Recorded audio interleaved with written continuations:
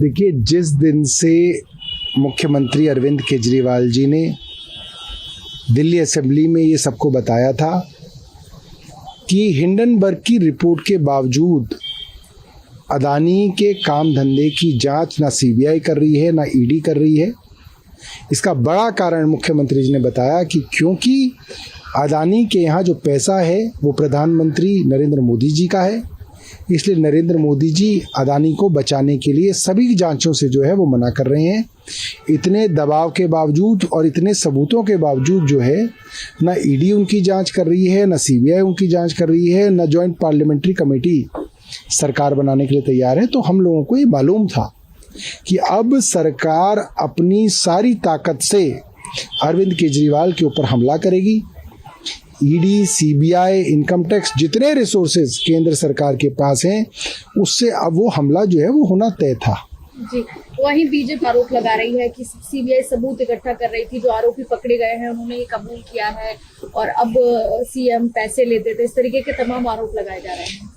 देखिए, मुझे जितना पता चला है, जितना मैंने उनकी चार्जशीट देखी है या सीबीआई ईडी ने जो कोर्ट में सबमिशन की है वो देखी है, एक भी डॉक्यूमेंट्री एविडेंस, एक भी रुपए का नकद या कोई प्रॉपर्टी सीबीआई ईडी ने डिस्क्लोज नहीं की है। पूरा का पूरा मुकदमा कुछ गवाहों के कहने पे है और जिन गवाहों के बयान के ऊपर पूरा मुकदमा टिका है, उन गवाहों ने कोर्ट में जाके ये कहा है कि हमको मारा गया, पीटा गया। एक आदमी को इतना मारा गया कि उसके कान के दोनों पर्दे फट गए। एक आदमी को ये कहा गया कि तुम्हारी बेटी कॉलेज कैसे जाएगी देख लेंगे।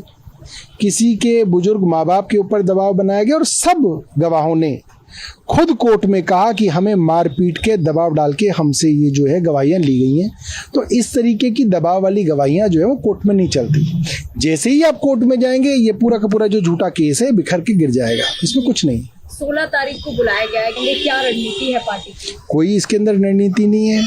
वो जितनी बार बुलाएंगे उतनी बार जाएंगे, जो सवाल पूछेंगे उन सवालों का जवाब देंगे। बीजेपी लगातार ये आरोप लगा रही है, ये कह रही है कि अब कट्टर बेईमान के नाम पर उन्हें बुला रहे हैं सीएम को कट्टर बेईमान। अब देखिए, भारतीय जनता पार्टी एक घटिया पार्टी है। खुद किसी को बेईमान कहते हैं। हेमंत बिस्व शर्मा को बेईमान कहते थे। हेमंत बिस्व शर्मा कांग्रेस के हेल्थ मिनिस्टर होते थे, उनके खिलाफ 6 महीने भारतीय जनता पार्टी ने कैंपेन चलाया। ईडी सीबीआई की जांच करवाई और फिर उनको भारतीय जनता पार्टी में ज्वाइन करा लिया। अब कोई नाम भी नहीं लेता। मुकुल रॉय का भी यही हाल था, शिवेंदु अधिकारी का यही हाल था, नारायण राणे का यही हाल था। जब जब इनके ऊपर सीबीआई ईडी के मुकदमे हुए, ये दूसरी पार्टी में थे, तब ये बहुत बड़े भ्रष्टाचारी थे।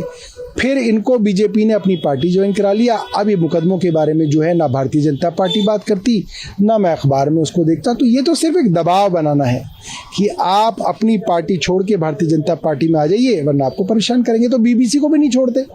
दुनिया की सबसे विश्वसनीय मीडिया एजेंसी बीबीसी, जिसकी तारीफ खुद प्रधानमंत्री करते थे, आज इनके हिसाब से तो उसके ऊपर भी ईडी की पूछताछ चल रही है, इनकम टैक्स की पूछताछ चल रही है। तो ये जो लोकतंत्र के अंदर सारी की सारी एजेंसीज का दुरुपयोग है, वो सारी दुनिया देख रही। पहले तो सिर्फ हिंदुस्तान देख रहा था, अब बीबीसी के बाद जो हमला हुआ है उसके बाद अब तो सारी दुनिया देख रही।